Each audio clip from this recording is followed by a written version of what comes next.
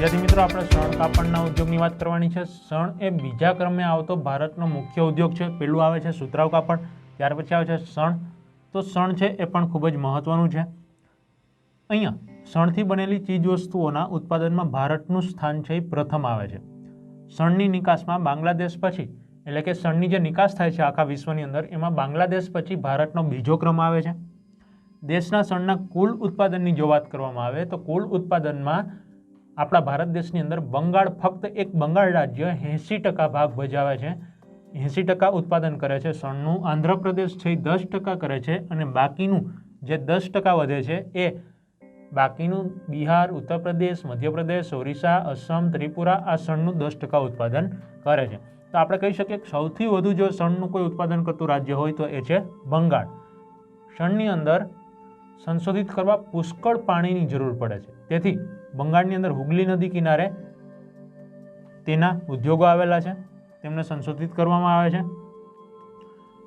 સસ્તો માનવશ્રમ, બેંક અને વીમા સુવિધા નિકાસ માટે બંદરોની સગવડતાના કારણે પશ્ચિમ બંગાળ આ ઉદ્યોગને કેન્દ્રિત થયો છે।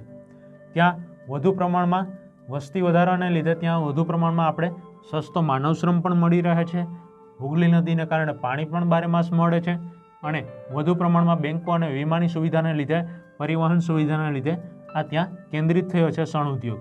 આજે વિવિધ ચીજ વસ્તુઓ પેકિંગમાં અન્ય વિકલ્પોના કારણે શણની માંગમાં ઘટાડો થયો છે। પહેલાં છે શણના કોથળામાંથી પેકિંગ કરવામાં આવતું, પેટીઓ છે, કોઈ વસ્તુ છે, કાચની કિંમતી વસ્તુ, પણ હવે એની અંદર સિસ્ટમની અંદર થોડો ફેરફાર આવ્યો છે।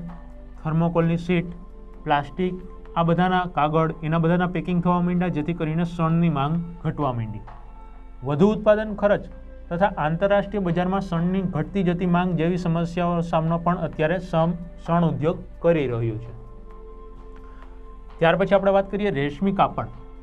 તો આપણને ખ્યાલ છે રાજા રજવાડાઓ, નવાબો બધાને ખૂબ જ કાપડના શોખીન, વસ્ત્રોના શોખીન હતા, અને કાપડ છે એ તમામ લોકોની આવશ્યકતા, પ્રથમ જરૂરિયાત છે। અહીંયા ભારતમાં રેશમી કાપડ ઉત્પાદનની શુદ્ધ પરંપરા રહી છે। વણકર લોકો છે એ પહેલેથી રેશમી કાપડ વણવાનું કામ કરતા હતા। ચીન પછી રેશમ ઉત્પાદનમાં દ્વિતીય સ્થાન ધરાવતો દેશ એટલે ભારત દેશ બીજા ક્રમે આવે છે। જો વર્તમાન સ્થિતિની વાત કરવામાં આવે તો ભારતમાં 4 પ્રકારના રેશમનું ઉત્પાદન થાય છે: શેતુર, ઈરી, ટસર તથા મુગા। વર્તમાન સમયમાં ભારતમાં 300 જેટલી રેશમ કાપડની વણવાની મિલો આવેલી છે, એટલે કે 300 શહેરોની અંદર, 300 મિલોની અંદર આ વણાટકામ કરવામાં આવે છે રેશમના કાપડનું। એની અંદર કર્ણાટક, મધ્યપ્રદેશ, પશ્ચિમ બંગાળ, તમિલનાડુ, પંજાબ, જમ્મુ કાશ્મીર કાચું રેશમ તૈયાર કરનારું મુખ્ય રાજ્ય છે। રેશમી વસ્તુની નિકાસ યુરોપ, આફ્રિકા, મધ્ય પૂર્વના દેશો અને મોટાભાગે થાય છે। આ ઉપરાંત જર્મનીની અંદર પણ આપણે નિકાસ કરીએ છીએ, સિંગાપુર, USA, કુવૈત, મલેશિયા અને રશિયા વગેરે દેશોમાં પણ આપણે નિકાસ કરીએ છીએ। આંતરરાષ્ટ્રીય બજારમાં ભારતીય રેશમે ચીનની તીવ્ર સ્પર્ધાનો અનુભવ કરવો પડે છે। ચીન છે એ પણ રેશમનો નિકાસ કરે છે, તો જેથી કરીને ભારત દેશ છે એની સાથે સ્પર્ધામાં એનો સામનો કરવો પડે છે।